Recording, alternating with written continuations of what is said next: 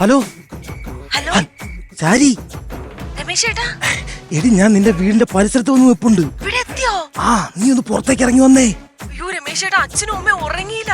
ഇടി അച്ഛനും അമ്മയും ഉറങ്ങിയാലും കൊള്ളാം ഉറങ്ങിയാലും കൊള്ളാം, എനിക്ക് ഇന്ന് രാത്രി നിന്നെ കണ്ടേ പറ്റൂ. അയ്യോ രമേശ് ഏട്ടാ, ഞാൻ വരണോ? എടി നാളെ എനിക്ക് നോർത്ത് ഇന്ത്യ ട്രിപ്പ് പോകണം. പോയി കഴിഞ്ഞാൽ പിന്നെ ഒരാഴ്ച കഴിഞ്ഞിട്ടേ ഞാൻ വരുള്ളൂ. നിന്നെ എനിക്കൊന്ന് കാണണം, സംസാരിക്കണം, പോണം, അത്രേ ഉള്ളൂ. രമേശ് ഏട്ടാ, എന്തോ? എന്റെ വീടിന്റെ സൈഡിലെ കിണറുണ്ടോ? കണ്ട് അതിന്റെ സൈഡിലോട്ട് കയറി നിൽക്ക, ആരും കാണല്ലേ? ഇല്ല നീ ഇങ്ങോട്ട് ഇറങ്ങി വാ കൊച്ചേ. ഞാനിപ്പോ വരാം.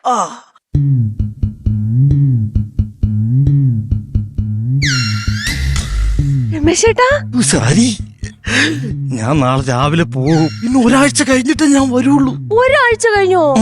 ഒരാഴ്ച വരെ ഞാൻ രമേശ് ഏട്ടനെ കാണാതിരിക്കണോ? ഒരാഴ്ച വരെ എന്റെ പെണ്ണിനെ ഞാൻ കാണാതിരിക്കണമല്ലോ എന്ന് ഓർക്കുമ്പോ ഈ ഒരാഴ്ച എനിക്ക് ഓർക്കാനായിട്ട് എനിക്ക് താ.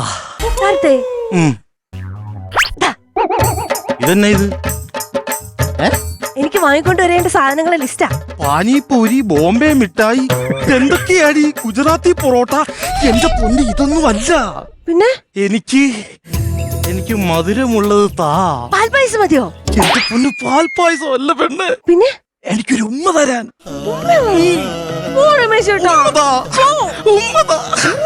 നിക്കടി അവിടെ. നിക്കാനല്ലേ പറഞ്ഞത്? രമേശ് ഏട്ടാ, എനിക്ക് തന്നാലേ ഞാൻ പോകത്തുള്ളൂ. ആണോ? ഒന്ന് പോയോ? പോയോ? അയ്യോ അയ്യോ,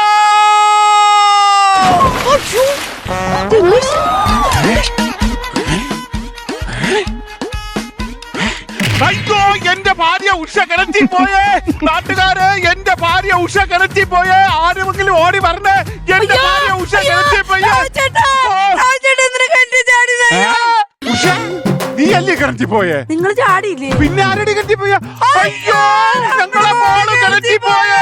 മോളെ അറിഞ്ഞ നമ്മളെ മോള് കിണറ്റി പോയടി, കിണറ്റി പോയി. പിന്നെ ഈ നിക്കണത് ആരാ? പറയാനൊക്കെ 1 2 3 നമ്മള് 3 പേരും ഉണ്ടല്ലോ ഈ വീട്ടിലുള്ള. അപ്പൊ കിണറ്റി പോയതാര്? വല്ല മാക്രി ചാടിയതായിരിക്കും. ഓ, വത്സൻ, നിന്റെ പഴയ കാമുകൻ വത്സൻ. അയ്യോ, എന്റെ വത്സൻ ചേട്ടൻ എന്തിനാ ഈ സമയത്ത് വന്നത്? മാറി നിലടി ഇങ്ങോട്ട്. എന്നെ ഉറക്കി കിടത്തിട്ട് വത്സനെ വിട്ട് വിളിച്ചു കയറ്റിട്ട് പിന്നെ ആരടി കിണറ്റി പോയത്? സത്യം പറയടി. എനിക്ക് അറിഞ്ഞൂടാ. നിനക്കറിയാമോടി, നമുക്ക് പണ്ടൊരു ലൈൻ ഉണ്ടായിരുന്നു. വത്സൻ, ഞാൻ ഉറങ്ങണ സമയം നോക്കി അവൻ ഇവിടെ വന്നു, കാല് തെറ്റി കിണറ്റി പോയി. ഇനി ഒന്നും നോക്കാനില്ല. നാളെ നേരം വെളുത്തു കഴിഞ്ഞാൽ ഉഷ നിനക്ക് നിന്റെ വഴി, എനിക്ക് എന്റെ വഴി. അയ്യോ, ഞാനിതെങ്ങനെ സഹിക്കും? കെട്ടിക്കാൻ പ്രായമുള്ള എനിക്കാണ് കള്ളക്കാമുക വരാൻ പോകുന്നത്. പരിപാടി നിനക്ക് കള്ളക്കാമുക. ഞാൻ ഒരു കാര്യം പറയട്ടെ. അച്ഛൻ, ഞാൻ പറയട്ടെ. എന്റെ മോള് പറഞ്ഞാ ഞാൻ മോള് പറ. ഇവിടെ ഉപേക്ഷിക്കണ്ടേ? അച്ഛൻ എന്നോട് ക്ഷമിക്കണം. ഞാൻ ക്ഷമിക്കും. ഞാൻ സ്നേഹിക്കുന്നേ രമേശ് ചേട്ടൻ അച്ഛ ഈ കിണറ്റിൽ കിടക്കുന്നത്. അയ്യോ, എന്നാലും ഗ്രാമദ്രോഹി, നീ എന്ത് കാര്യത്തിന് കണ്ട ആമ്പിള്ളേരെ വെച്ച് കെട്ടി ചടിച്ച് നട്ടപ്പാതിര. ഞാൻ സ്നേഹിക്കുന്നേ രമേശ് ചേട്ടൻ അച്ഛ. രമേശ് ചേട്ടൻ നാളെ നോർത്ത് ഇന്ത്യക്ക് പോകും അച്ഛ. അപ്പൊ പിന്നെ എന്നോട് യാത്ര പറയാൻ വന്നതാ. അറിയാം, നിനക്ക് ഞാൻ വച്ചിട്ടുണ്ടാ.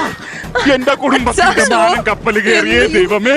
ഞാൻ ഈ നാട്ടുകാരെ മുമ്പിൽ ഇനി എങ്ങനെ നോക്കും? എന്റെ കള്ളക്കാമനെ ഞാനിന്ന്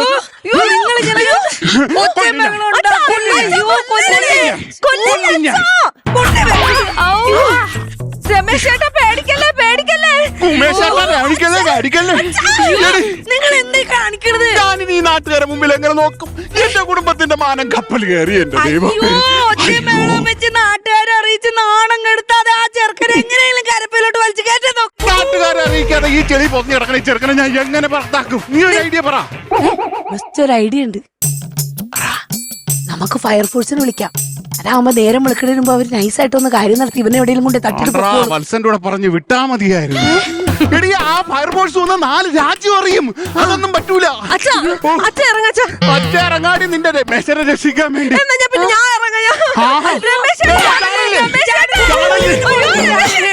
കൂട്ടി ഇറങ്ങ്.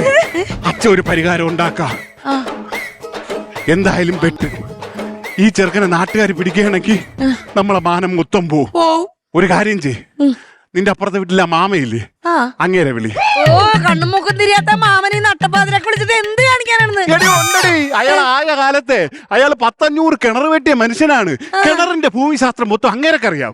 ഈ ചെറുക്കനെ എങ്ങനെ കയറ്റണമെന്ന് അങ്ങേരൊക്കെ അറിയാൻ പറ്റും. പിന്നെ വിളിക്കണ കൊള്ളാം. എന്തോ ഒരു സാധനം കിണറ്റി പോയിന്നേ പറയാവൂ. ഓക്കെ, ഹലോ ഹലോ ആണ്ടേ. ഹലോ അമ്മായിയച്ഛ. അമ്മായിയച്ഛൻ നിന്റെ അച്ഛൻ പാട്ടി. രമേശ് മോനെ, രമേശ് മോനെ നിന്നെ അച്ഛൻ. അതെ, ഓ ഒരു കയറിട്ട് എന്നാ പിടിച്ചു കയറി വരാൻ പറ്റുമോ? എന്റെ 2 കൈകളും തമ്മിൽ ഉരസി പൊട്ടിക്കീറിയിരിക്കുകയാണ് അച്ഛാ. ഇരുട്ടി കിടന്നവൻ സിംബോളിക്ക് നാടകം കളിക്കുന്നു. അവിടെ കൊല്ലാനും ആരുമില്ലല്ലോ. മാമനെ വിളിക്കാൻ വേളയും കാണാൻ. കയ്യെ പിടിച്ച് വലിക്കാതിരി മോളെ. ഞങ്ങള് വീട്ടിലെ കിണറ്റില്ലേ എന്തോ ഒരു വലിയ സാധനം വീണു. വല്ല ചക്കയായിരിക്കും എടി. ചക്ക വീണ് അവിടെ പ്ലാവില്ലല്ലോ. വല്ല കാക്കയും കൊണ്ട് കൊത്തിയിട്ടതായിരിക്കും. അത്ര വലിയ ചക്കയോ? പറ്റത്തില്ല, ചക്കക്കുരു അല്ലേ ഇടുള്ളൂ. കിണറ്റിലോ?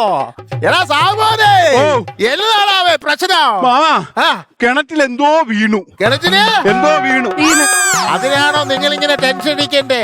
ഇതൊക്കെ വെറും ചീള് കേസല്ലേ. ഈ മാമൻ എത്ര കിണർ കുത്തിയിരിക്കുന്നു, എത്ര പേരെ രക്ഷിച്ചിരിക്കുന്നു. ടെൻഷൻ അടിക്കേണ്ട കാര്യമില്ല കേട്ടോ. അറിയാലോ, 1969 കഥ പിന്നെ പറയാ. ഇതൊന്നും നോക്ക് നോക്കട്ടെ. സാമോനെ, പന്നിയാടാ. പന്നിയാണോ?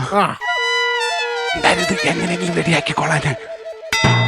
അയ്യോ, അത് വെറും പന്നിയല്ല, പിന്നെ കാട്ടുപന്നിയാ. ഒരു കാര്യം ചെയ്യാം, കാട്ടുപന്നിയല്ലേ, നാളെ രാവിലെ എടുക്കാം. നീ പറയിട്ട് സംഭവം മാമനായോണ്ട് പറയാ. ഇതൊരാളാണോ എന്നൊരു സംശയമുണ്ട്. ആളാണോന്ന് ഒരു സംശയമുണ്ട്. ആണോ? എന്നാ പിന്നെ നീ എന്തിനാ പിടിക്കുന്ന? മാമനല്ലേ ഉള്ളേ. നിനക്കറിയാലോ 1969 ബാക്കി പറ. ആളാണോന്നു സംശയമുണ്ടോ? നോക്കട്ടെ. ഹലോ,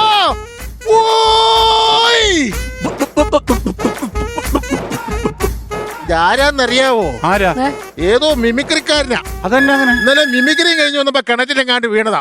എങ്ങനെ മനസ്സിലായ? കിണറ്റിൽ കിടന്ന് തിക്കുറിച്ച് അനുകരിക്കുന്ന കണ്ടില്ലേ? അത് തിക്കുറിശി അനുകരിച്ചല്ല, പിന്നെ അവന്റെ ബാക്കിയകത്ത് മറ്റേ പച്ചപ്പായിൽ കയറിയാണ്. ആണാ? ഒരു കാര്യം ചെയ്, പാതാള കരണ്ടി ഉണ്ട് എവിടെ? പാതാള കരണ്ടി എടുത്തോണ്ട് പോവാ. മാമനെ നിനക്ക് അറിയാലോടാ താവുമോനെ. 1969 പിന്നെ പറയാം മാമ. ഇതിനൊരു തീരുമാനം ഉണ്ടാക്കണം. ഈ പാതാള കരണ്ടിയൊന്ന് പിടിച്ചേ. ഒരു പാതാള കരണ്ടി അങ്ങോട്ട് വരുന്നുണ്ട് കേട്ടോ. കാണാം കാണാം. എനിക്ക് കാണത്തില്ല. അതിലോട്ട് കൊരിക്കാൻ നോക്കിക്കേ. കൊരിക്കാൻ നോക്കി. വലിക്കാൻ നോക്കി. വലിച്ചോട്ടെ. വലിക്കട്ടെ. വലിക്കട്ടെ. എടാ സാവുമോനെ, അവിടെ നിന്ന് വലിക്കാതെ ഇവിടെ അവിടെ നിന്ന് വലിച്ചോളൂ. വലിച്ചോളൂ.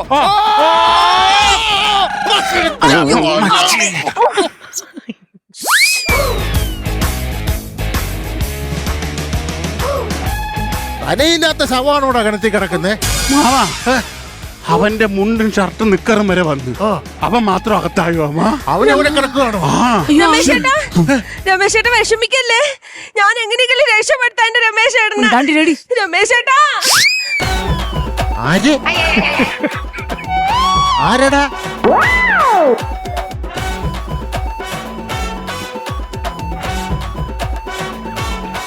നീ വന്നേ. പോയി. നീ വന്നേടി. കുടുംബത്തിന്റെ മാനം പോയി. ആരാ കിണറ്റിൽ കിടക്കുന്ന? രമേശേട്ടൻ. മാമ, ഈ കിണറ്റിൽ കിടക്കുന്ന രമേശേട്ടൻ ഇവനെങ്ങനെ അറിയാം? മാമൻ നമ്മളെ കുടുംബത്തിലുള്ളതാണല്ലോ. അതെ, നമ്മളെ കുടുംബത്തിന്റെ മാനം എന്ന് പറയുന്നത് മാമന്റെ മാനവും കൂടെ ആണല്ലോ. നമ്മുടെ പ്രശ്നം.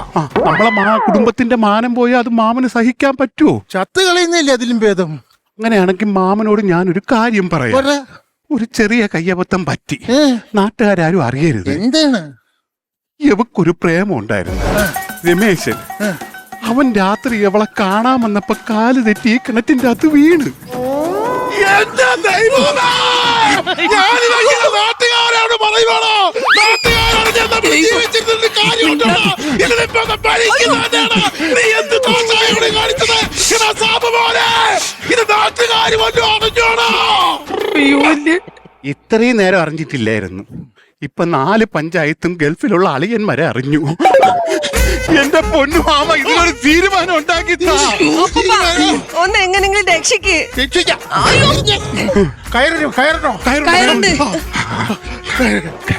കയറിന്റെ ഇപ്പൊ ഈ കയറൊന്നും വേണ്ടല്ല. അച്ഛ കയ്യ സാവുമാൻ അറിയാലോ മാമനെ കുറിച്ച്. 1969 69 കഥയൊക്കെ പിന്നെ പറയാം. ആദ്യം വഴി എന്തിനാന്ന് പറ.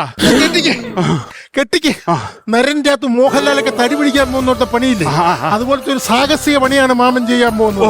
ശ്രദ്ധിച്ചോണം കേട്ടോ. എന്നായാലും നിനക്കറിയാലോ,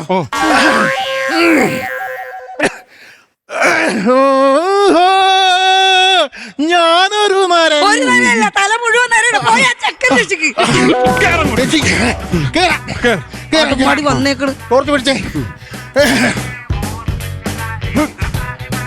അയ്യോ, ഇത് സാധാരണ കിണറല്ല, പിന്നെ മരുതമാന കിണർ. ഒരു തമാന കിണർ, അപകടം പിടിച്ച കിണർ. ഗുണമാമ ഇന്റെ ഗുണക്കഥ പറഞ്ഞ ഞാൻ കൊല്ലും.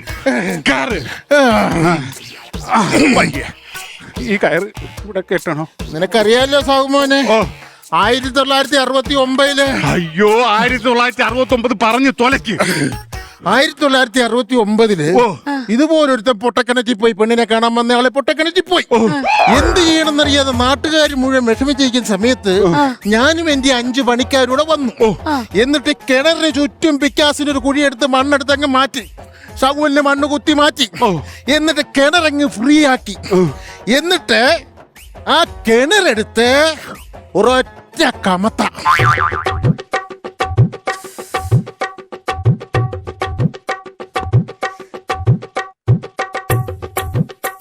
എന്നിട്ട് അപ്പൊ കിണറിന്റെ ചോട്ടി കിടന്നവൻ ഉരുണ്ട് താഴോട്ട് വീണു. എന്നിട്ട് ഞാൻ ആ കിണറെടുത്ത് നേരെ വെച്ചു, മണ്ണൊക്കെ ഇട്ട് മൂടി. 1969 കുന്തളിപ്പ് തീർന്നെങ്കിൽ അങ്ങനല്ല, അതിന് കുറെ കാര്യങ്ങളൊക്കെ ഉണ്ട്. ആദ്യമായിട്ട് ഈ കിണറിനകത്ത് ഓക്സിജൻ ഉണ്ടോ നോക്കണം. ഓക്സിജൻ ഉണ്ടോ നോക്കണം. ഓക്സിജൻ ചുമ്മാ അങ്ങ് ഇറങ്ങാൻ പറ്റത്തില്ല. ഒരു കൊട്ട കെട്ടി അതിനകത്ത് കുറെ ചപ്പ് കെട്ടി ചപ്പിട്ട് ഇറക്കി ഓക്സിജൻ ഉണ്ടാക്കണം ആദ്യം. ഓക്സിജൻ ഉണ്ടാക്കണം, എന്നിട്ടേ അങ്ങോട്ട് ഇറങ്ങാൻ പറ്റുള്ളൂ. തീയത്തിക്കാനാണ് പറയണത്. ആ പോക്കുവാണെങ്കിൽ അവ അകത്തിരുന്നോണ്ട് ചിക്കൻ ഫ്രൈ ആവും. അത് മാത്രമല്ല, ചുമ്മാ ഒന്നും അങ്ങനെ ഇറങ്ങാൻ പറ്റത്തില്ല. നമ്മൾ ഇറങ്ങുന്നതിന് മുമ്പ് കിണറിനോട് അനുവാദം ചോദിക്കണോ? പിന്നെ പോയി ചോദിച്ചിട്ട് വാ.